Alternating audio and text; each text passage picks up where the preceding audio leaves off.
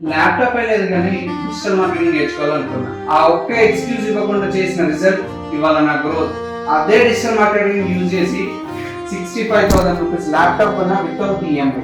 Hi, this is సాయినే digital company. Job పోయిన తర్వాత నేను అందరిలానే నేర్చుకుంటూ కూర్చున్నాను. 2 years కంప్లీట్ అయింది.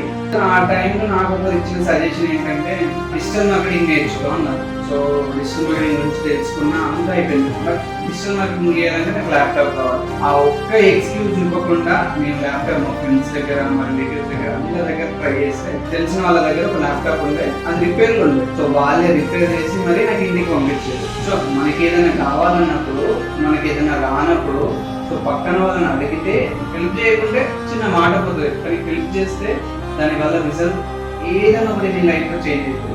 ల్యాప్టాప్ తీసుకొచ్చిన డిజిటల్ మార్కెటింగ్ నేర్చుకుంటున్నా. హైదరాబాద్లో 3 ఇంటర్వ్యూస్ అటెండ్ అయినా. 3 ఇంటర్వ్యూస్ వచ్చింది. ఒకటి 18,000, ఒకటి 15,000, ఒకటి 12,000. 12Kకి జాబ్ జాయిన్ అయ్యి మీకు డౌట్ వచ్చి ఉండొచ్చు, 18,000 వచ్చింది కదా, నీకు మనీ ప్రాబ్లం ఉంది కదా, 12,000 జాబ్కి ఎందుకు పోయినా అంటారు. ఎందుకు పోయినా అంటారు? కామెంట్ చేయండి, నెక్స్ట్ వీడియోలో చెప్తాను.